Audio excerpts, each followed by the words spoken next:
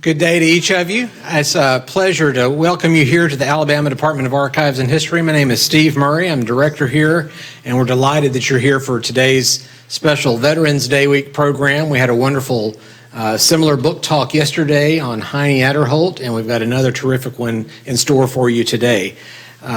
We will also be open tomorrow. Hope that if you're downtown for the Veterans Day Parade or other activities that are going on, you'll come by here and for a visit in the afternoon as well. We're open all day from 8:30 to 4:30 tomorrow. At 2 o'clock, one of our curators, Graham Neely, will be providing a military tour of Alabama history through the museum exhibits upstairs. So you'll want to be sure and join us for that, 2 o'clock tomorrow afternoon on Veterans Day. Also coming up in the calendar soon on next Thursday, November 17th, will be our monthly Food for Thought lecture series on the Black Belt, a cultural survey of the heart of Alabama by Dr. Valerie Burns from the University of West Alabama. She'll be talking about a beautiful publication that she co-authored a couple of years ago on the Black Belt and the incredible natural and human environment that occupies that important historic space in Alabama's landscape. And then also November 30th, we hope you'll be with us for a special event. That is at noon. Our Director Emeritus, Ed Bridges, will be speaking on his new book, Alabama, The Making of an American State. This is really a real milestone in the development of Alabama historiography, as this is a bicentennial history of our state written by Ed that is written for general audiences, beautifully illustrated, and something that you will want to, I know, acquire and think about giving as gifts this holiday season. It's a beautiful publication. It's been out for a few weeks now. We will have copies available for purchase that day, and Ed will have, I think, probably signed all of those, but you can also grab him if you'd like to have a personal notation in your copy of the book. This week is a special one every year when we recognize the service of Americans in uniform who have contributed to the freedom that all of us enjoy as citizens of our country. This year, we're taking a special focus on the Vietnam War period in American history. We have signed on as a partner of the United States Vietnam War commemoration effort, which is being coordinated by the U.S. Department of Defense. You may have seen a terrific poster series out in our lobby as you came in on your way into the auditorium. Stop and take a look at those on your way out. If you didn't look at them already, those were made available to all of the commemoration partners, and we're happy to share those, and we'll have those and other series of those exhibits related to Vietnam on display during other programs that we have coming up here at the archives. I'd like to introduce a special guest with us to bring a few words of greeting and thoughts about this Veterans Day week.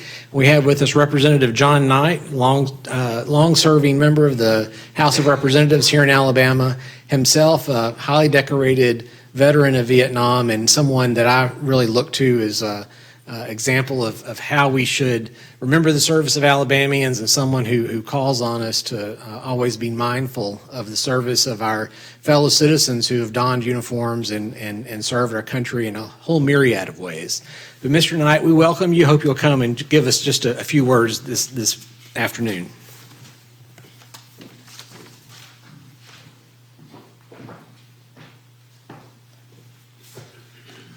Thank you very much. I'm certainly honored and delighted to be here this afternoon, especially on this particular occasion. And I want to thank the Department of Archives and History for the continuous work that you do as it relates to the historical elements and preserving things that takes place not only in Alabama but throughout this nation and this world.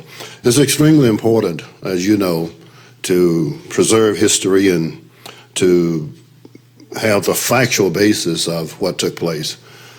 Frank Brown asked me to come, and because of my service in Vietnam, that's something that I don't often talk about. I don't mind telling you.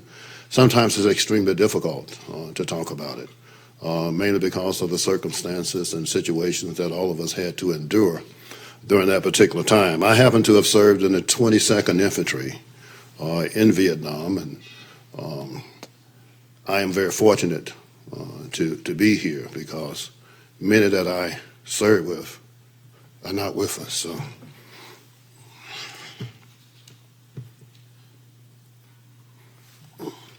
But as we talk about this, I hope that one thing that we will do is make certain that when veterans return, that there are services, that there are programs where people are really helping them. I think that's one thing that we can do. We can always observe history, but I see so many veterans that come back, need help and support, and are unable to get the type of help and support that's needed. So that's one thing that I would like to challenge you with. When it comes to my service, like I told you, I served in the 25th Infantry. I was not an officer, I was an NCO. We had many different battles that we had to undertake, but I can say that it was a different climate as you serve in war. Regardless of where you come from, regardless of your race, people would come together for the best interest of this country. And I can say this, regardless of who the commander-in-chief may have been, even though some may have disagreed with the political process in terms of why we were there, everybody came together for the benefit of this country. And I'm happy to have been a part of that and to have rendered that type of service.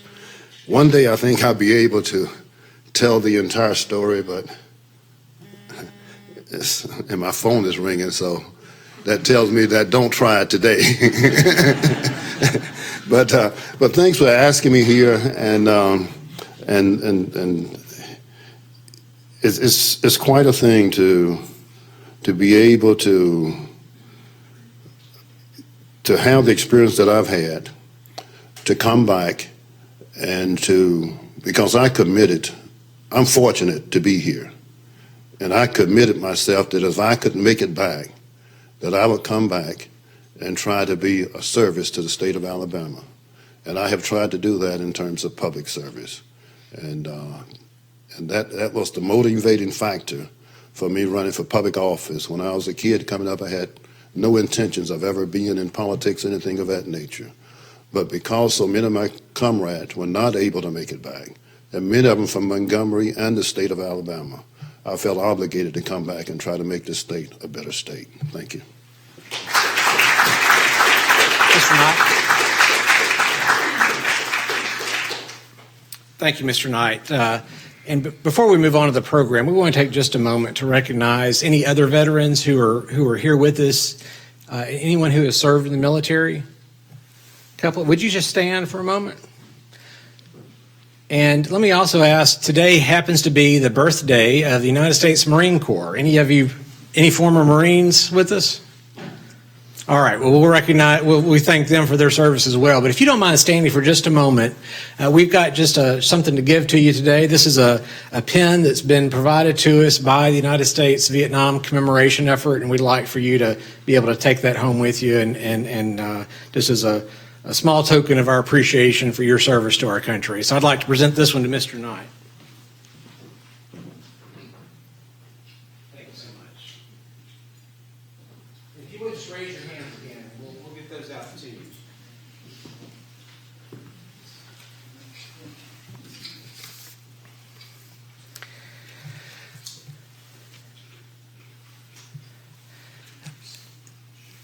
Steve, some of your audience members may not know that John and I won the Silver Star Medal for gallantry in action in Vietnam. I don't know many Silver Star members or earners.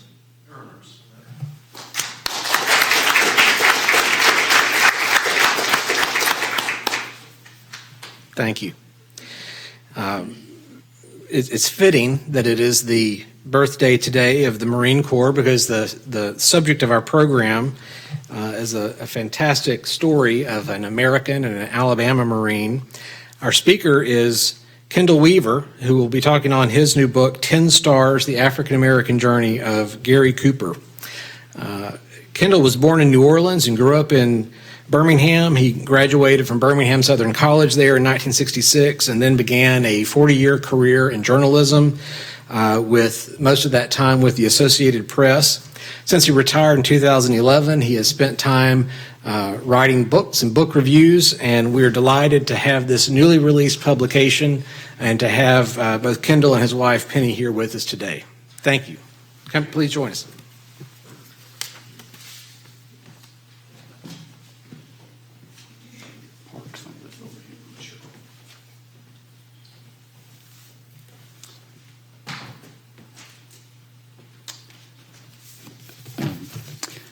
I am a veteran, but I did not serve in Vietnam. I was a Navy reservist. The closest I got in 1968 was Pearl Harbor. And I have to tell you, there were a lot of courageous people, and I was not one of them who volunteered for Vietnam. The man who I wrote a book about did volunteer for Vietnam, and that exhibit that Steve mentioned is certainly a fine one of the African Americans who served in the Vietnam War. And Gary Cooper, the subject of 10 Stars, was one of them.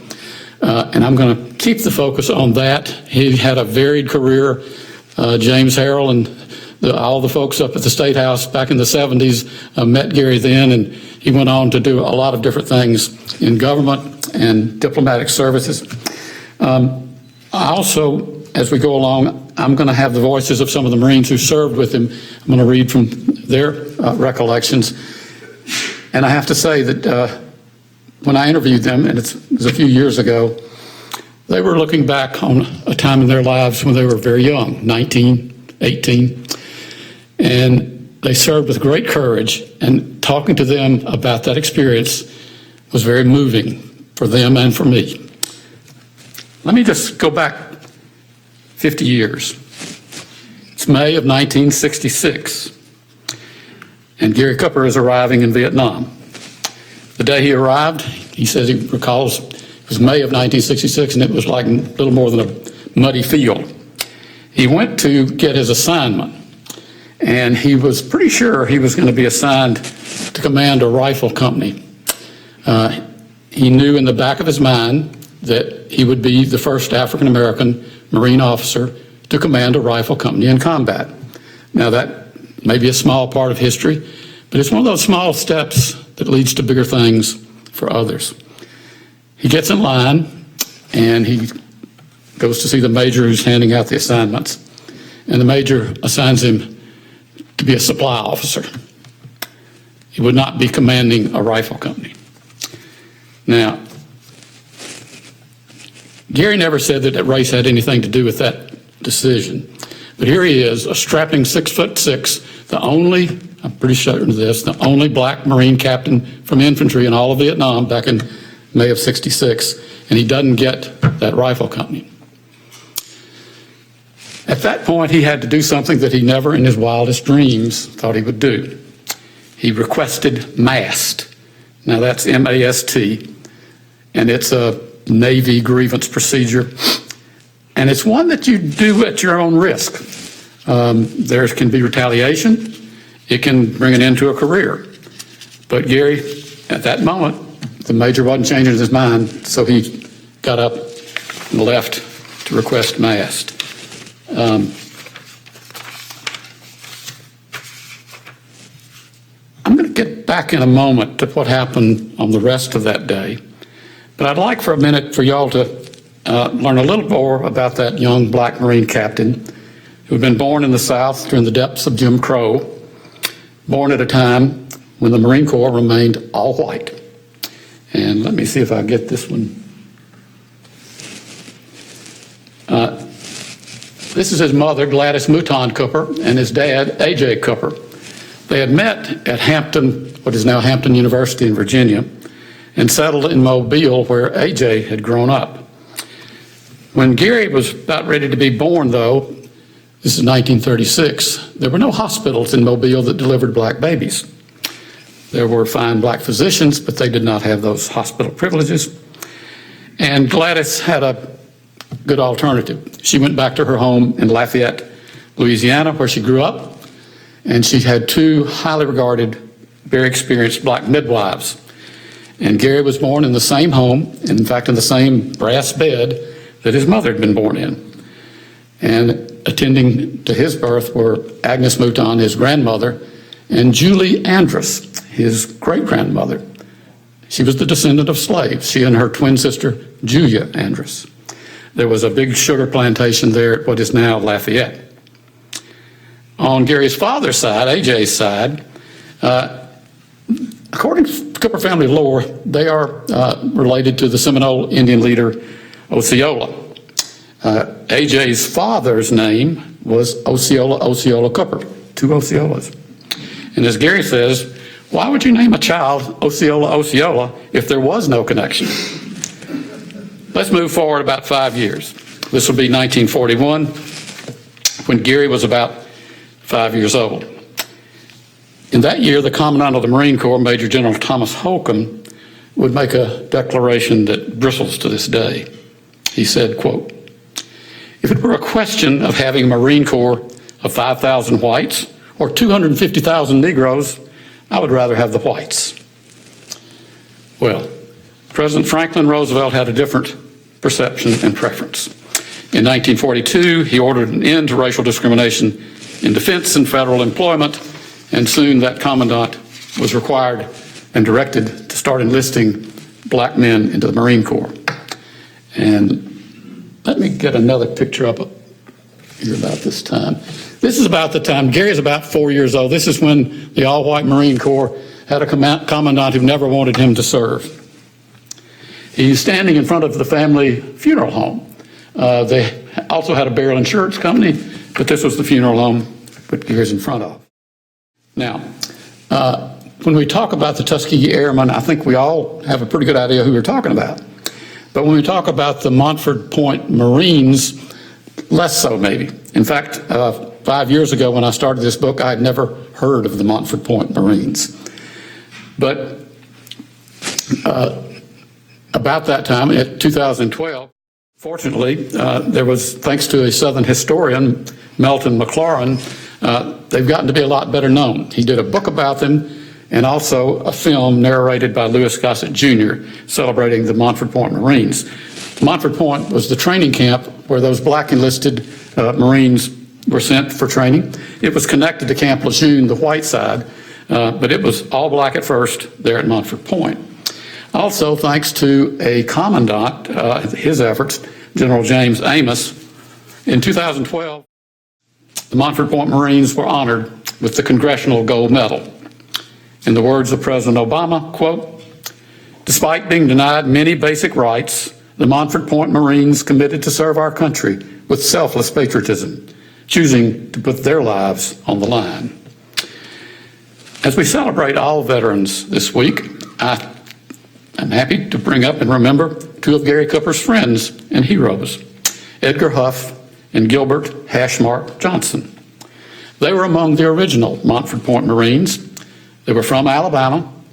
They married sisters from Anniston, and they became legends in the Marine Corps. Among other things, they were the first black drill instructors in the Corps. Huff became the first black to serve 30 years in the Marines. And the Montford Point Training Camp was renamed Camp Gilbert H. Johnson in honor of the West Alabama native after he died. Now, I'd never heard of Huff or Johnson when I started talking to Gary. But Gary knew him, and he gives me this account that Huff gave him on what it was like when he arrived in the first wave at Montford Point. Quote, "He tells me that he hitchhiked from Anniston, Alabama, with a quarter in his pocket. A quarter. He wanted to become a Marine there at Montford Point. He said that about the fourth night there, the DI came in around midnight. The DI is white, and he had a swagger stick. That's like a riding crop. He ran it around a garbage can, and that made a lot of noise. He got all of them up and said," and the DI used racial slurs, but I won't. He said, "Come up here. Let me tell you something. You know, we've been fighting battles for 150 years, and we didn't need you then, and we don't need you now. I've talked to the sentry at the gate, and all you got to do, pack and walk home, and nobody will charge you with nothing. You don't have to stay, but if you stay, it's going to be hell." Gary continues. So the DI left. Huff was about the tallest of the guys, and they gathered around him and said, "Huff, what do you think? What should we do? Should we leave?" And Huff said, quote, "Well, look, man, I came down here with a quarter in my pocket, and yesterday I got 2 new pair of boots, 6 new pair of drawers, and an overcoat. I ain't going nowhere." So they stayed, and a quarter of a century later, 1966, Gary Cooper was determined to follow in their footsteps. By then, Gary already had reached some personal high water marks. His family, thanks to his mother from Lafayette, was Catholic, and he attended and graduated from the University of Notre Dame. He was one of just 3 blacks in a class of 1,500 when he entered in 1954. And let me see if I can get a picture of Gary as the young student at Notre Dame. And the reason he went to Notre Dame, as you recall, there was no black maternity clinic in Mobile when he was born. But about 10, 12 years later, in the late 1940s, mid to late, his father, A.J., started a fundraising drive to build the first black maternity clinic in Mobile. And one day, Gary's outside his house, and all of a sudden he sees this black limousine coming down and stopping. Has a police escort, blue lights flashing, sirens, and out steps Bishop Fulton Sheen and Claire Booth Luce, the congresswoman and celebrated author. Sheen, of course, was well known for his radio and TV Catholic Hour broadcasts. They were there to help A.J. Cooper build that black maternity clinic. And while he was there, he mentioned to Gary something about the University of Notre Dame. Gary had never heard of it. Several years passed, and Gary's ready to go to college, and Bishop Sheen wrote a letter of recommendation, and Gary got an academic scholarship. Thank you to Notre Dame. It was his first choice. And also, that black maternity clinic was built in 1950, and there's a historic marker. It's in the Down the Bay community, which is where Gary grew up. It's a community, and I lived in Mobile for 3 years, and I'd never heard of it, but that's where the clinic was. At Notre Dame, also, Gary began a lifelong friendship with a young president named Theodore Hesburgh, Father Hesburgh. And Hesburgh and Cooper, they were important to each other over the years. And I was fortunate enough to interview Father Hesburgh before he died, and one of his quotes to me was, "If I had to point to one black who helped me integrate Notre Dame, I would have to say Gary Cooper." At Notre Dame, Gary also learned about a program called the Navy ROTC. And through that Navy ROTC program, he was able to, they had a division that would be Marine ROTC. And as a youngster, Gary had decided he wanted to be a Marine. In the Down the Bay community, there was a Harlem theater. And one day, Gary went to a movie, and it was Sands of Iwo Jima, with John Wayne playing Sergeant Stryker. And Gary came away and said, "You know, I'd like to be like Sergeant Stryker." Well, along with graduating from Notre Dame, he got commissioned. He was the first black commissioned into the Marines from Notre Dame. And he also that weekend got married to Charlesetta Farrell, a Marquette University student. She would be the mother of his 3 children and his wife throughout his decade as a Marine officer on active duty. And let me see if we can get a wedding photo up here. This is a picture of the wedding, and at the left is a woman of great importance in all the Coopers' lives. That's his great aunt, Pearl Johnson Madison. She raised his father, A.J., after A.J.'s mother died when A.J. was young, and she was the founder of that burial insurance company and funeral home, and she was one of the rare black women in Alabama who had a company. And it was successful thanks largely to her. As Gary's son, Patrick, told me, she was a kind of living presence over the family. And here is the commissioning photo. I think Gary has a swagger stick in his hand, and that's Charlesetta. And to the far right is Gary's grandfather, Osceola Cooper. From Chicago, the couple went to Quantico, Virginia, where they have the basic school. It's for officer training, and it's also in summers used as a cadet training program, and Gary had been there the summer of his junior year. He met a DI, a white DI, that was much like the one Edgar Huff met, and this DI would get him up in the middle of the night, take him to the basement, nobody else, just Gary Cooper. And Gary was the rare black cadet at Quantico. In fact, he remembers when he got off the train there, he was in the last car on the train, the Jim Crow car, and he was the only black cadet to get off that car. And way up ahead were all these white cadets pouring off. And now he told me that they were very friendly to him, and he was bonded with them. But this DI was not that sort of guy. And when he was making Gary do these push-ups, he would also taunt him and beg him to hit him. And Gary was just 20 years old at the time, but he had the fortitude not to end his career doing that. He also, when he went to the basic school as an officer trainee, he was assigned to infantry, which he wanted to be in. It was a path to higher office.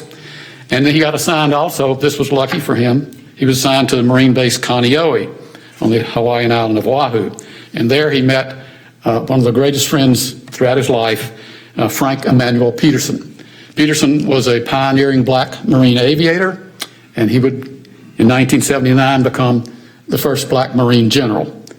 Gary, in 1985, would become the second and the first from infantry. At Kaneohe, he also would meet a man, Samuel Gravely Jr., a Navy officer, black Navy officer, who in later years would become the first black Navy admiral. Now let's go back to May of 1966 at Da Nang. On that day, his first in Vietnam, Gary's overriding concern was not being the first of anything. He just wanted that rifle company. And he had to undo the major's decision by requesting mass. Now this from the book. Soon he was sitting outside the commanding general's office of the 1st Marine Division, waiting to make his case, waiting for a turning point in his life. Hours would pass by. The noon meal was missed as he held his place, but his sense of conviction grew. Being the commander of a rifle company in combat was a dream he would not surrender. It was a big dream, but big dreams were an enduring characteristic of his family, the Coopers of Mobile. They might have been little known outside of the black community in the bustling Alabama port city, where they had gained a substantial financial foothold. But as the 1960s unfolded, the extended Cooper family would begin to claim a much larger role in the life of their country. In time, over generations, they would become one of America's most emblematic success stories. For Gary, many milestones were in his sights, and over the decades, they would extend into politics, business, government, and diplomatic service, as well as the military. Two of his siblings, Jay and Peggy, would carry the Coopers' mostly quiet but persistent fight against Jim Crow to new venues in New York and Washington, D.C., while on the way to making a little history themselves in law, politics, education, and the arts. Very briefly, Jay Cooper, when he was at NYU Law School in 1968, he founded the Black American Law Students Association, BALSA. Changed its name a little over the years, but more than 40 years on, it now has chapters in the law schools of 48 states and Puerto Rico and several thousand members. And as Jay says, it is still a bridge over troubled waters for a lot of black law students. His sister Peggy, around this same time, and it's this decade of 1975 that the archives is focusing on, she went to George Washington University in D.C., and among other accomplishments, there were many, she co-founded what became the Duke Ellington School of the Arts, and that's a prominent arts academy for minorities and poor families, and the rare institution among public schools, Duke Ellington School of the Arts. Meanwhile, Gary's brother Billy helped save the family's insurance company. Sister Dominique majored in dance, and the youngest, Mario Cooper, became a national player in the Democratic Party and the public health fight against HIV. When Mario Cooper died last year, letters of condolence were written by Presidents Jimmy Carter and Bill Clinton. Later generations of Coopers, and these are the grandchildren of Gladys and AJ, they went to America's best schools, including Yale, Harvard, Stanford Law, Wharton, and they carried on the family tradition of success and service. Gary's son Patrick would make 2 runs for mayor of Birmingham. He finished second twice, and Gary thinks that might have been a blessing in disguise. And Gary's older daughter, Jolie, recently became national president of Jack and Jill of America. That's an important organization dedicated to nurturing African American children to be leaders of the future. Gary also would see his family become the first in which 3 generations of African Americans graduated from the University of Notre Dame. Let me see if I've got that picture here. Gary, his daughter Jolie, and her son Ashley Cook III, all were graduates, and they're there with Father Hesper. For Gary and his family, That decade, the 1960s, would end in tragedy with the death of his father, A.J. Cooper. The death would be transforming for the Coopers in many ways, not least for Gary, whose career path would be forever changed. But in May of 1966, on a steaming hot day in Vietnam, the future Gary had envisioned as a Marine officer was hanging in the balance. The general's chief of staff approached. Gary leapt to attention. It was time to see the general. Now, after requesting Mast, it turned out that really was a pivotal decision. And the rest of his day after he did that got a lot better.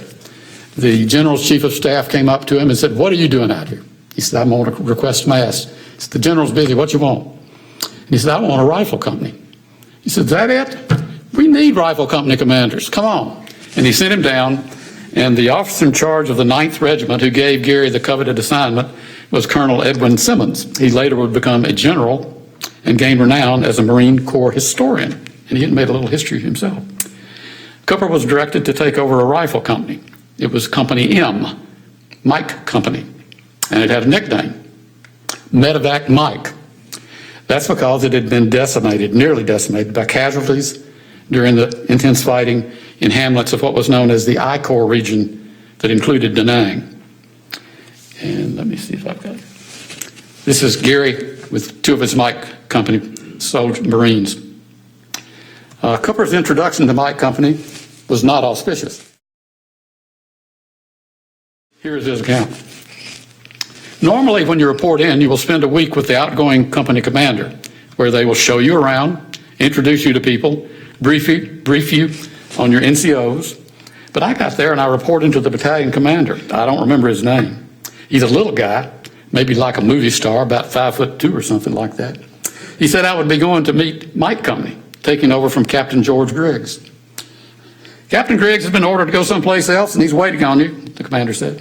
"What tent is he in?" "He's not in a tent. He's out in the field. We're going to have a helicopter drop you off." Gary continues. "The helicopter took me into Vietnam jungle terrain.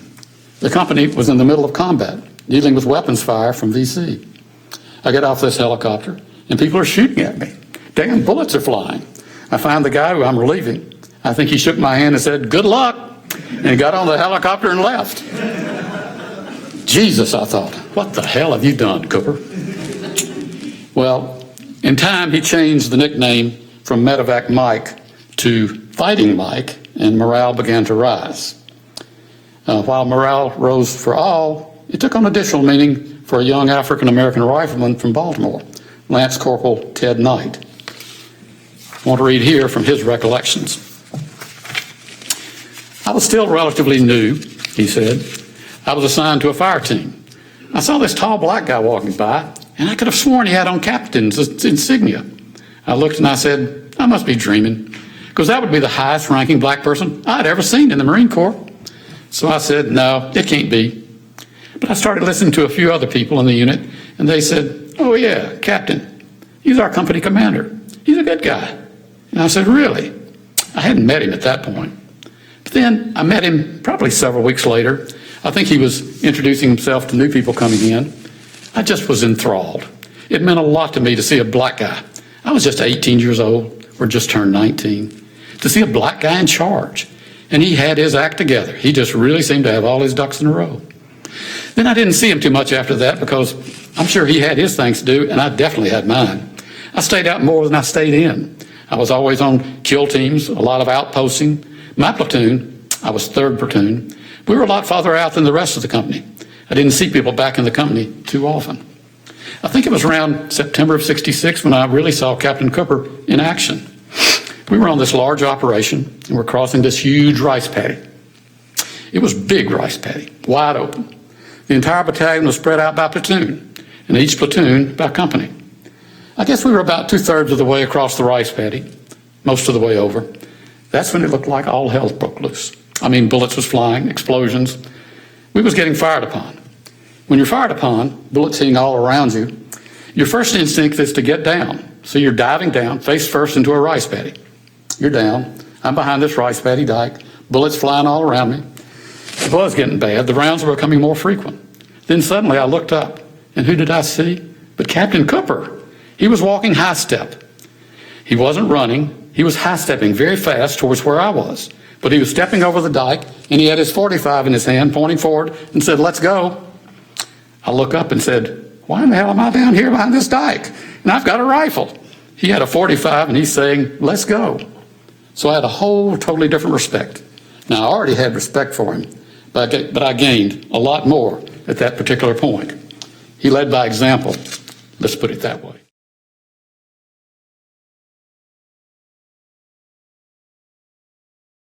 Another Marine in his unit was 18-year-old Private Joseph Herbert Walton of Chicago. The company was at Anwa on an August night, preparing for an early morning mission. The first sergeant told Cooper that Private Walton wanted to speak with him. This is from the book. Cooper waved him in. "Sir, Private Walton requests permission to speak to the captain." "Speak, Walton." "Sir, I can't go in the morning." "Walton, what the hell you mean you can't go?" "Well, the Lord has talked to me and I'm going to die tomorrow." "You're going to die tomorrow?" "Well, you know, Walton, you're one of my machine gunners, and the Lord hasn't talked to me. Let me suggest you go pray over this, and I expect you to be out there at formation at 04:30. You understand me?" "Yes, sir." Cooper learned later that Walton had put some of his premonition in a letter. And despite his fears, Walton joined the formation at 4:30 a.m. Quoting Cooper, "We go out, we stop, and we get going again. We're going to cross the rice paddy. 2 platoons are already gone. Walton's platoon is in front of me. I'm behind. Suddenly there is enemy fire. And the first person down, the first person killed, is Walton. It's a jolt Cooper felt for many years. A yellowing newspaper clip recounting Walton's death remains in Cooper's valued personal albums in Mobile. Back in Chicago, according to the newspaper account that Cooper saved, the story that he saved, Walton's parents grieved for their youngest son in their brick bungalow on the south side. They had learned of his death from a Marine major who read from a small card. Just 2 hours after the major left, the news story said, the mailman brought a letter. This was one written by Walton to a girlfriend, and prior to learning of his death, she had mailed it to his parents, feeling he would want to share it with them. In the letter, he wrote in part, quote, "I realize that some of us must die, but God gave his only begotten Son that we may live in a free, sinless world," end quote. Cooper ruminated over the deaths of Walton and others in his company. I told myself that I didn't have many Marines killed, maybe 10, 12, 13. I told myself that I was going to go and visit every family when I got back. So I was familiar with the south side of Chicago, where Walton is from, because I went to Notre Dame. I knew where he lived, so I called the family one Sunday afternoon. I put on my dress blues, had my swagger stick, and I went to the family. I was overwhelmed by the family's grief.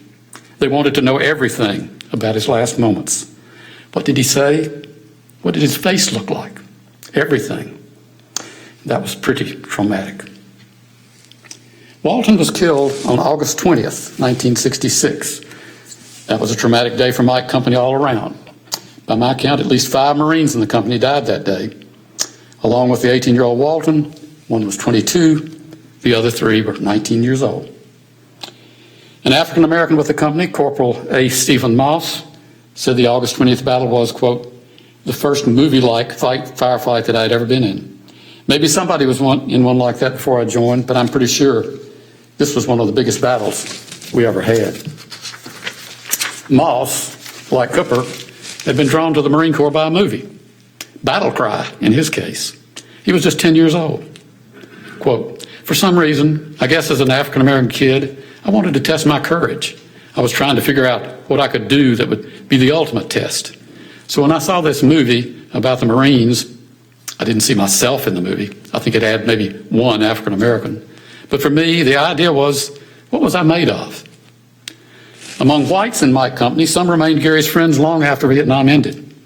One of them, Second Lieutenant Charlie Tutt, the platoon leader, was aware of the racial milestone that Cooper had set. Tutt had grown up in Atlanta, graduated from Georgia Tech. In Vietnam, he spoke with Cooper about race. You've got a white man from the South and a black man from the South, Tutt said. It was interesting. I think we were both kind of cognizant of where we were from and learned from each other. He was a good leader, a good company commander. He would push the company. He would innovate. We would do things we hadn't been doing, making sure we didn't get lax.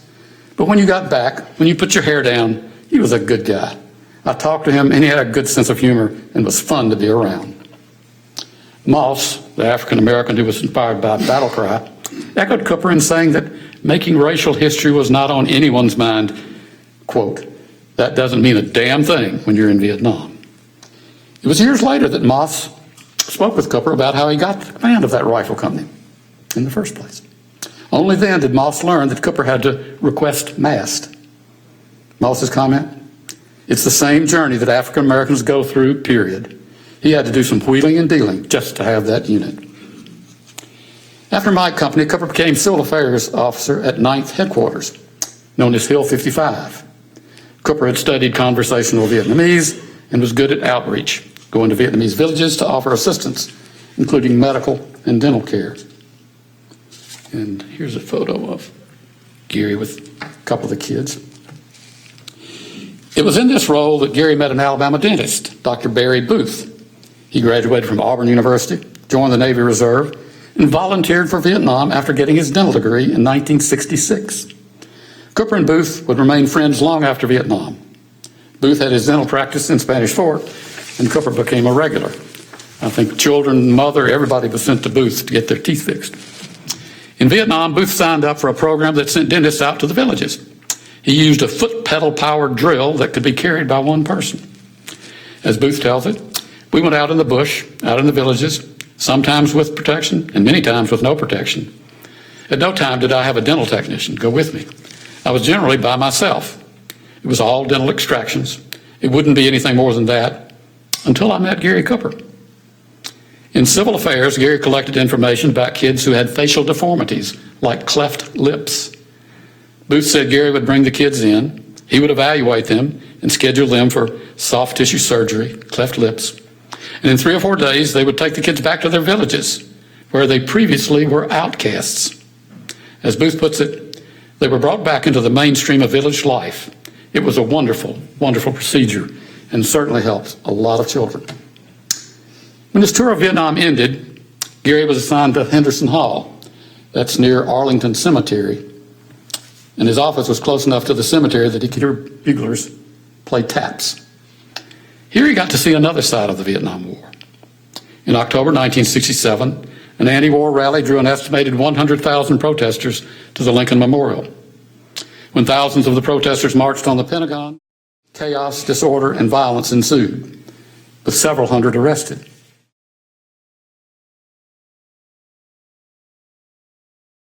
Cooper, who a year earlier was leading a rifle company in its attacks on Viet Cong and North Vietnamese soldiers, was coming face to face with a side of the war he had not experienced. Cooper was in charge of troops one day on a day that riots started. Standing with Marines in the parking lot of Henderson Hall, he could see the smoke in the distance. He was forever grateful that he did not have to go to the scene of that violence. I had these armed Marines, he said, with loaded weapons, flak jackets. I was concerned that there would be violence, that I may have to order my Marines to fire on protesters. Who knows what could have happened? Of course, I don't think anything good could have happened, that's for sure. But I was ready to go, and would have, if I'd been ordered to. That kind of confrontation was of a different order entirely than this mission in Vietnam. Over the years, Cooper would reflect on his Vietnam experience and his views of those who opposed the war, including African-American giants of the era, such as Muhammad Ali. In time, Gary could understand their arguments. As the war dragged on for 8 more years after Cooper left Vietnam, it became a flashpoint of anger for a generation struggling against racial segregation at home. In Vietnam itself, the war took a fractured racial turn. As Gary's friend, General Peterson, recalled, quote, "It was very obvious that the type of Marines who were being drafted or entering in the Marine Corps would much rather have fought on the streets than fought in Vietnam." Cooper's experience, he said, was different. You hear an awful lot about racial problems in the units. You hear about fragging, enlisted men throwing hand grenades at officers. You hear about the drug problem. But I was very lucky because I was there before that stuff started. As an aside, about 3 years after Gary finished his active duty Marine Corps service and was back in Mobile, he met Muhammad Ali in person. Ali, of course, had been convicted of draft evasion in 1967 and banned from boxing. But by 71, he had won his legal case as a conscious objector and was boxing again. And Gary's pretty sure he came to Mobile around 1972 to help with his brother Jay Cooper's race for mayor of Pritchard. And Gary has pictures of Muhammad Ali tussling with his daughters Jolie and Shawn. Apparently Shawn and Jolie had egged him on, saying that you can't whoop my daddy.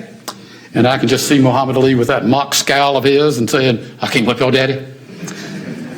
Anyway, Gary had returned to Mobile because of the death of his father in 1968. And following that death, Gary's active duty career and his marriage to Charlesetta both came to an end. In Mobile, with custody of his 3 children, he turned to business, politics, and a different life. But he joined the Marine Reserves and in 1971 became the first black Marine officer to command a reserve unit in the United States. In 1977, he became the first black Marine officer in the U.S. to command a reserve battalion, the 500-man unit in Birmingham. Now, I'm going to bring this to a close now. There was a whole lot more in Gary's life, but one thing I do want to mention. Here you have a decorated Vietnam Marine officer back in his hometown. His family had had a business for half a century, and he was starting businesses himself. And he tried to join the Junior Chamber of Commerce. And this Vietnam veteran was turned down twice. Gary, of course, did win election to the Alabama House of Representatives in 1974. He was with a distinguished group of blacks who were the first from Mobile to be elected to the legislature in Alabama since Reconstruction. And later, he served with the Air Force as Assistant Secretary of the Air Force. Let me back up a second. This is Gary in the House of Representatives. He wanted a re-election in 78 and didn't serve for long before Fob James, the new governor, made him commissioner of the Department of Pensions and Security. And in that role, he became the highest ranking black cabinet member in Alabama since Reconstruction. It was called DPS at the time, and it had offices in all 67 counties, several thousand employees. They had a famous falling out. That's in the book. When he served as Assistant Secretary of the Air Force, he got together 3 living legends.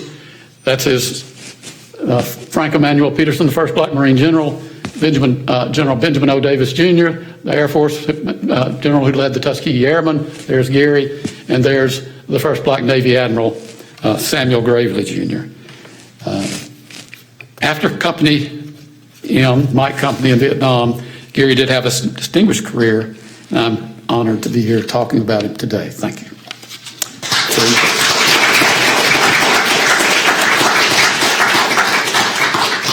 We are recording today's program, so if you have any questions, please raise your hand and either myself or Georgia Ann will pass the microphone to you.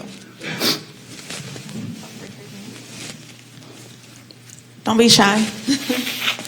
I have a question to answer for you. The title of the book is 10 Stars, and some people said, well, what's that refer to? Well, when Gary became 2 stars.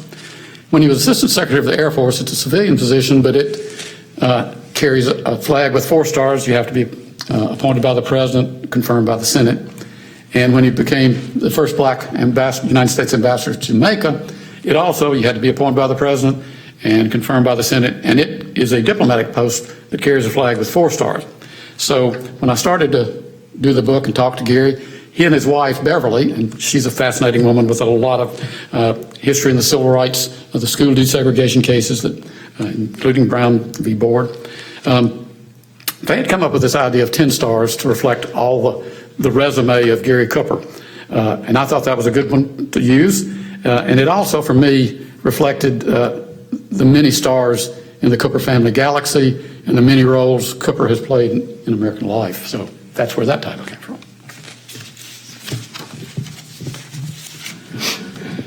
Tell us a little about what Gary's doing now.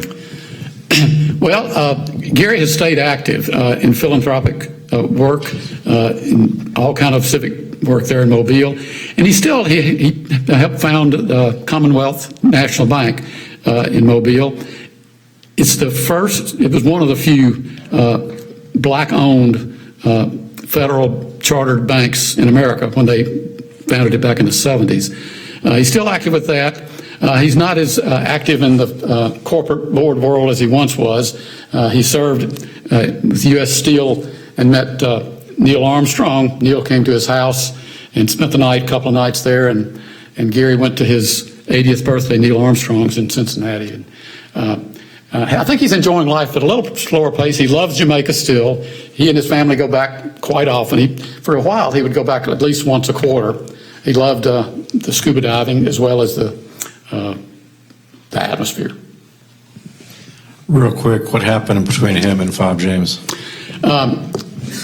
He had been there about 2 or 3 years when the budget began to tighten up. And according to the stories that came out at the time, it really was a fight over the budget. Fob wanted to cut the central office budget, and Gary said he had a promise not to. There also, I think, was a problem with food stamps. Gary and I think James Harrell went with him to a lot of these county offices, and they would stand in line with the recipients of the welfare and food stamp assistance. And they noticed that, these people were standing in line. It didn't matter if it was snowing, raining, the sun was hot, but they were in a wheelchair. It didn't matter. You had to get in line. So Gary did a couple of studies and found that it really didn't hurt anything to mail the food stamps. Well, when Fob found out about it, he got mad. And he asked Gary, he said, "Why didn't you tell me?" And Gary said, "Well, I thought I was the commissioner and you were the governor." Well, Fob didn't accept that, and one day he announces that they're parting ways, and he pulls out a sheet of paper in which he has Gary's signature of resignation. And he said that he had everybody sign those when they were appointed to the office in his cabinet.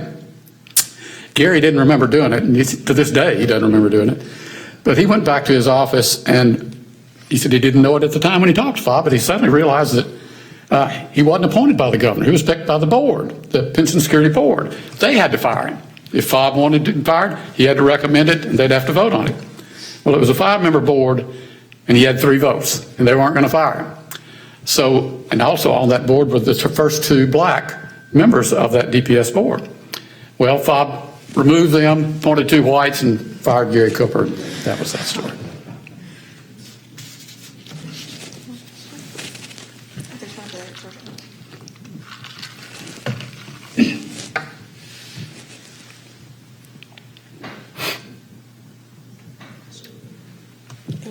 Did you have a question, sir? Oh, I thought I saw you raise your hand. I have a question. Where can we buy the book? It is available for purchase in the lobby, the main lobby, at a blue table. NewSouth Books is handling that.